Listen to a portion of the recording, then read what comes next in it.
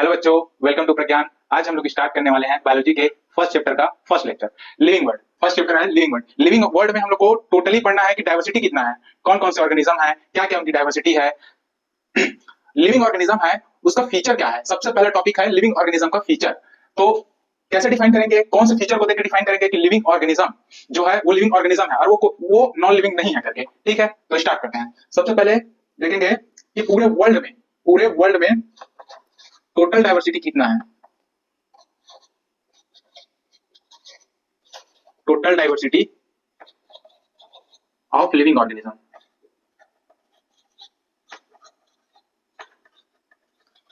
वो है 1.7 to 1.8 million approximate. ठीक है, अब हम लोग देखते हैं कि ऐसा कौन कौन सा फीचर है जिसकी वजह से हम किसी को देख के बोल सकते हैं कि वो लिविंग है। ठीक है, तो फीचर टू टाइप्स का होता है।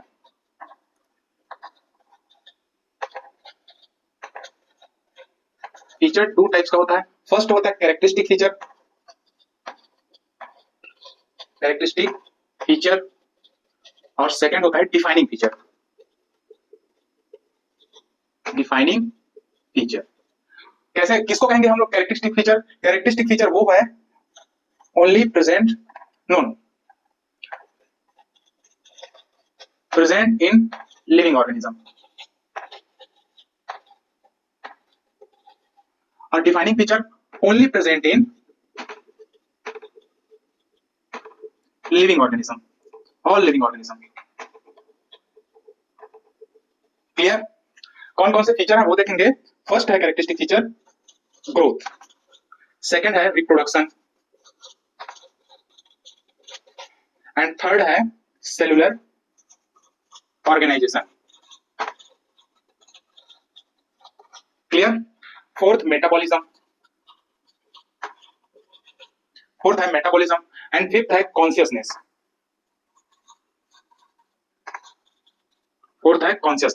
इन पांचों फीचर में से कौन कौन कैरेक्टरिस्टिक फीचर है और कौन कौन डिफाइनिंग फीचर है उसको देखेंगे।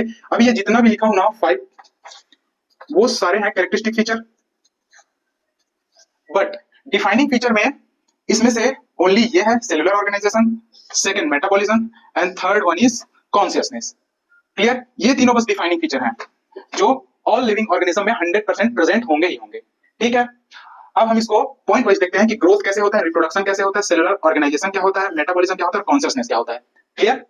ठीक है, ग्रोथ फर्स्ट फीचर है। ग्रोथ है हम लोग का कैरेक्टरिस्टिक फीचर, बट क्या उसको हम डिफाइनिंग फीचर बोलते हैं? नहीं बोलते। क्यों नहीं बोलते वो देखेंगे हम लोग। ग्रोथ क्या है? ग्रोथ में जो ऑल लिविंग ऑर्गेनिज्म है, ऑल लिविंग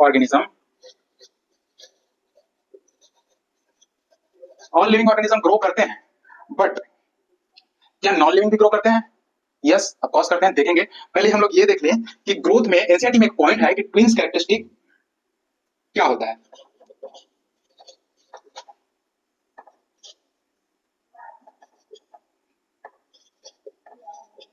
ट्विन्स कैरेक्टरिस्टिक क्या होता है? इसमें increase in mass and increase in number. Increase in mass मतलब उसके वेट में इंक्रीज होना, और इंक्रीज इन नंबर मतलब उसका संख्या बढ़ना या फिर नंबर बढ़ना। ठीक है, ये ट्विन कैरेक्टरिस्टिक फीचर होता है और लिविंग ऑर्गेनिज्म का। ठीक है, अब देखेंगे मल्टी सेलुलर में कैसे ग्रोथ होता है। मल्टी सेलुलर ऑर्गेनिज्म, इन multi cellular organism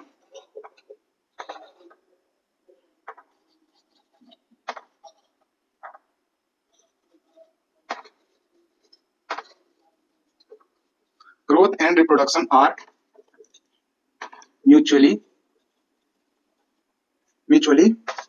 exclusive event। Exclusive event मतलब अलग अलग होता है। मल्टी सेलुलर ऑर्गेनिज्म में ग्रोथ होता है, वो रिप्रोडक्शन और ग्रोथ दोनों अलग अलग होता है, ये है। ठीक है, बट यही देखेंगे हम लोग यूनिसेलुलर ऑर्गेनिज्म में, इन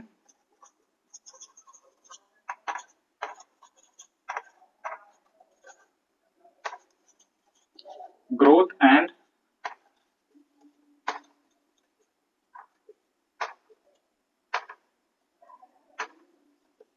म्यूचुअली इंक्लूसिव इवेंट होता है। म्यूचुअली इंक्लूसिव इवेंट से आप लोग क्या समझते हो? मान लो कोई यूनिसेलुलर ऑर्गेनिज्म है, जैसे अमीबा हो गया। अगर अमीबा को हम लोग देखेंगे तो ये सेल डिवाइड हुआ, फिर 2 सेल बनाया, 2 सेल बना तो ग्रो हो रहा है, तो ग्रोथ ग्रोथ के साथ साथ रिप्रोडक्शन भी हो रहा है। इसमें ग्रोथ हो गया, 1 सेल से 2 सेल बना और साथ ही साथ इसका रिप्रोडक्शन भी हुआ। ठीक है, यही है इसका मतलब इंपॉर्टेंट। इसमें growth and reproduction mutually inclusive, तो इंक्लूसिव इवेंट है, लेकिन साथ में सेल डिवीजन भी इंक्लूसिव इवेंट है, सेल डिवीजन को भी इंक्लूसिव इवेंट बोल सकते हैं। ठीक है, इतना समझ में आया। अब देखते हैं हम लोग प्लांट कैसे ग्रो करते हैं और एनिमल कैसे ग्रो करते हैं। ठीक है, growth in plant, growth in plant कैसे होता है? प्लांट जो है वो कंटिन्यूअसली लाइफ टाइम तक ग्रो करते रहते हैं, इसलिए वो देखना कितने बड़े बड़े पेड़ बन जाते हैं। ठीक है, तो growth in plant is, growth in plant is continuous growth and it occur throughout life, throughout, clear? Plant जो होते हैं वो कंटिन्यूअसली ग्रो करते हैं थ्रू आउट लाइफ। ठीक है, और वही एनिमल में देखने लगे हम तो क्या मिला, एनिमल में grow up to certain age तक होता है। क्यों? क्वेश्चन उठता होगा ना, क्यों? क्योंकि कितना बड़ा होगा यार इंसान, इंसान को कितना बड़ा करोगे, जितना होता है उतना ही तो होगा और कंटिन्यूअसली ग्रो करेंगे। ठीक है, a few cell can derive from, जितना ग्रो होता है उसमें भी क्या क्या ग्रो होता है, रिफेरिंग के लिए cell can divide for repair and healing, healing purpose. Clear, इतना समझ में आया। एक पॉइंट और है कि डेड ऑर्गेनिज्म जो है, अच्छा मेरे से सवाल पूछेंगे ना कि डेड ऑर्गेनिज्म ग्रो करते हैं कि नहीं, मेरे भी मन में सवाल उठता था, but dead organism do not grow. Confusion हो जाता है ना, एक बार पढ़ते रहोगे उसी उसी चीज को तो। ठीक है, बट इतना सारा फीचर देने के बाद भी ग्रोथ को हम लोग डिफाइनिंग फीचर क्यों नहीं बोलते? क्यों? क्योंकि नॉन लिविंग भी ग्रो करते हैं, नॉन लिविंग में जैसे नॉन लिविंग आल्सो ग्रो। कैसे? जैसे रेत के टीले हो गए, सैंड माउंट हो गए, सैंड माउंटेन हो गए, उसके ऊपर में आके रेत जमा हो जाता है, फिर धीरे धीरे करके ग्रो नहीं हो जाता है, वैसे ही। ठीक है, माउंटेन, माउंटेन में बर्फ जमा हो जाता है, गिर जाता है, बर्फबारी हो जाती है, इसलिए इसको नॉट डिफाइनिंग फीचर बोलते हैं। ठीक है, हमने ग्रोथ देख लिया। अब देखेंगे सेकंड फीचर, रिप्रोडक्शन। रिप्रोडक्शन से आप लोग क्या समझते हो? रिप्रोडक्शन मतलब आर ई मतलब होता है अगेन, अब इसका मतलब होता है प्रोडक्शन मीन्स टू प्रोड्यूस। ठीक है, टू प्रोड्यूस। अब देखते हैं रिप्रोडक्शन में, रिप्रोडक्शन में मेनली हम लोगों को ना ए सेक्सुअल रिप्रोडक्शन के ऊपर फोकस करना है चैप्टर में, क्योंकि ए सेक्सुअल रिप्रोडक्शन के बारे में ही है। ठीक है, तो हम लोग को पता रहना चाहिए कि कौन कौन किस किस चीज में क्या क्या, कौन कौन से ऑर्गेनिज्म में क्या क्या रिप्रोडक्शन पाया जाता है, ये देखना है। और लास्ट में ये देखना है कि इसको कैरेक्टरिस्टिक फीचर ही क्यों कहते हैं और डिफाइनिंग फीचर क्यों नहीं कहते, ये देखना है। ठीक है, तो स्टार्ट करता हूं मैं। जैसे फंजाई हो गया, फंजाई में सेक्सुअल रिप्रोडक्शन पाया जाता है, जितना भी ऑर्गेनिज्म लिखूंगा ना सब में सेक्सुअल रिप्रोडक्शन पाया जाता है। ठीक है, फंजाई हो गया, फंजाई में रिप्रोडक्शन कैसे होता है? Millions of asexual spore, millions of asexual spore. और अगर बैक्टीरिया और अमीबा की बात करें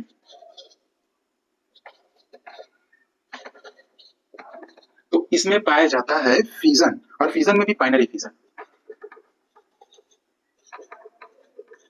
ठीक है, यीस्ट, ये तो सब लोग जानते होंगे ऑलमोस्ट, यीस्ट एंड हाइड्रा, इसमें पाया जाता है बडिंग। क्लियर, प्लेनेरिया, प्लेनेरिया हो गया, प्लेटी हेलमिंथिस, इसमें पाया जाता है ट्रू रीजनरेशन।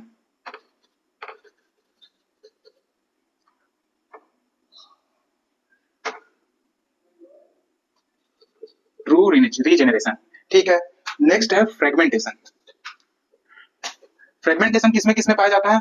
पीवाईक्यू है, मोस्ट इंपोर्टेंट है। ठीक है, फंजाई हो गया, सम फंजाई ऑलमोस्ट, फिलामेंटस एल्गी हो गया,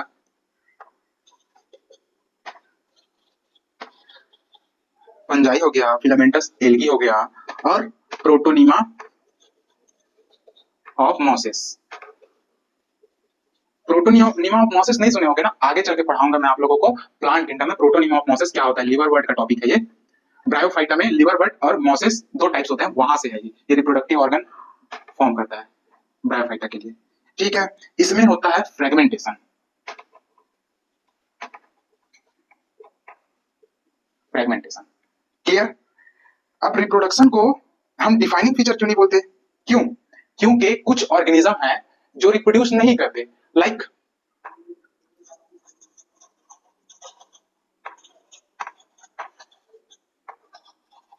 organism do not reproduce. Mule हो गया, खच्चर, ठीक है, इनफर्टाइल वर्कर भी हो गया, वर्कर भी मधुमक्खियां, ठीक है, और स्टेराइल स्टेराइल ह्यूमन कपल हो गया, स्टेराइल ह्यूमन कपल, ये सब रिप्रोड्यूस नहीं करते। ठीक है, इसलिए इसको हम डिफाइनिंग फीचर नहीं मान सकते, क्योंकि all organism do not produce. Clear, समझ में आया? नेक्स्ट फीचर है cellular organisation. Cellular organisation human का डिफाइनिंग फीचर है। क्यों? क्योंकि कोई भी ऑर्गेनिज्म बिना सेल के लाइफ कर सकता है क्या? नहीं कर सकता, बिल्कुल भी नहीं कर सकता। तो ये क्लियरली डिफाइनिंग फीचर है। ठीक, उसके बाद आते हैं नेक्स्ट फीचर है मेटाबॉलिज्म। मेटाबॉलिज्म क्या है? All chemical reaction occur in our inside the body. ठीक है, हमारे बॉडी के अंदर जितने भी केमिकल रिएक्शन होते रहते हैं सारे सेल्स में, उसी को बोलते हैं मेटाबॉलिज्म। ठीक है, तो metabolism sum total of all chemical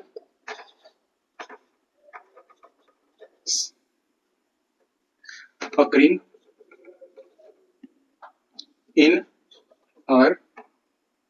in our body is metabolism। अब मेटाबॉलिज्म भी टू टाइप का होता है, एक होता है एनाबॉलिज्म और दूसरा होता है कैटाबॉलिज्म।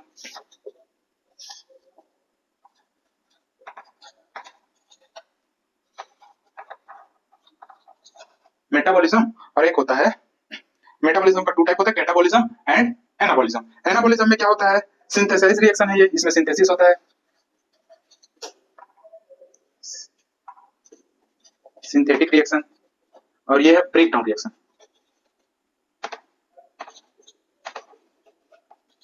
इसमें क्या होता है? टूटते हैं, मैक्रोमोलेक्यूल में टूटते हैं। ठीक है, आगे देखते हैं कॉन्शियसनेस, और ये क्लियरली ऑल लिविंग ऑर्गेनिज्म में पाया ही जाएगा। ठीक है, सारे लिविंग ऑर्गेनिज्म में मेटाबॉलिज्म पाया जाएगा, जिन जिनमें सेल प्रेजेंट है उन सब में। ठीक है, तो इसको हम क्लियरली डिफाइनिंग फीचर बोल सकते हैं। पर क्या सेल के बाहर, बॉडी के बाहर टेस्ट ट्यूब में अगर हम कोई सेल है वो मेटाबॉलिज्म रिएक्शन दिखा रहा है, मेटाबॉलिक एक्टिविटी कर रहा है, तो क्या हम उसको लिविंग बोलेंगे? उसको लिविंग बोलेंगे, लेकिन वो लिविंग का कैरेक्टरिस्टिक फीचर नहीं बोलेंगे उसको, एनसीईआरटी में लाइन दिया है। ठीक है, इसलिए बता रहा हूं आपको। नेक्स्ट है कॉन्शियसनेस।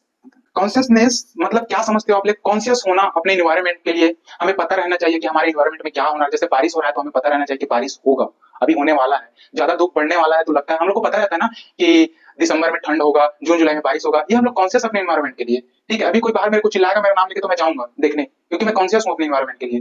ठीक है, तो क्या होता है consciousness? Technically complicated and most obvious feature होता है ये, सबसे obvious feature.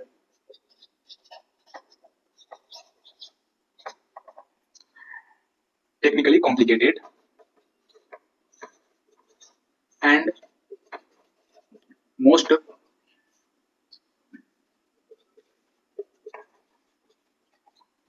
obvious feature। most obvious feature means ये क्या करता है? सेंस करता है इन्वायरमेंट को। सबसे पहले सेंस करेगा, फिर रिस्पॉन्ड करेगा। ठीक है, सेंस कैसे करता है? सेंस करने के लिए सेंसरी ऑर्गन है ना, with our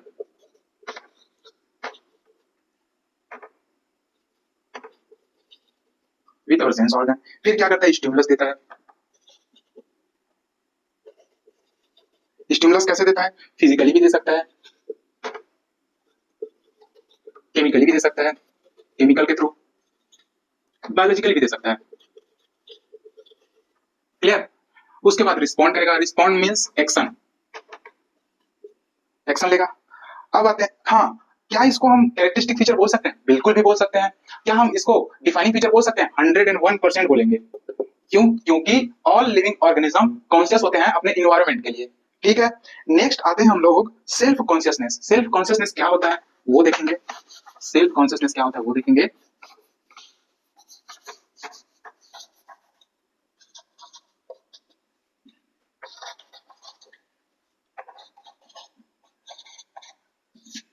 self consciousness means every organism conscious, all organism conscious होते हैं।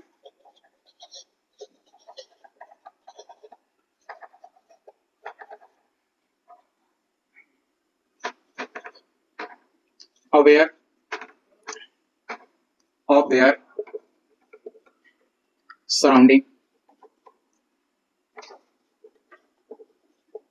Clear? But only human beings are aware of themself. But important point है, but only human beings are aware of themselves। Clear? अच्छा, दो condition दिया गया है। उसके बाद कोमा पेशेंट। कोमा पेशेंट के बारे में क्या कहा गया है कि क्या कोमा पेशेंट को हम लिविंग बोल सकते हैं?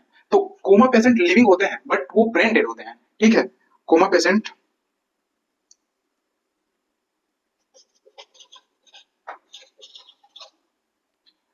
और अपने सेल्फ कॉन्शियसनेस को खो दिए रहते हैं।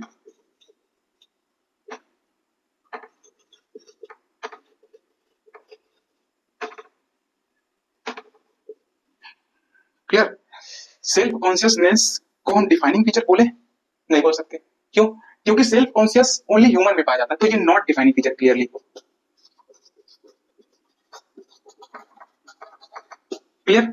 सारा बेसिक हम लोगों ने कंप्लीट कर लिया। अब नेक्स्ट लेक्चर में हम लोग एक लेक्चर और लेंगे, उसके बाद इस चैप्टर को पूरा कंप्लीट करेंगे, डाइवर्सिटी कंप्लीट करेंगे। ऐसे करके फिर स्पीसीज, फिर जीनस, वीनस वाला सारा पोर्शन पूरे इजी वे में कंप्लीट कर देंगे। ठीक है?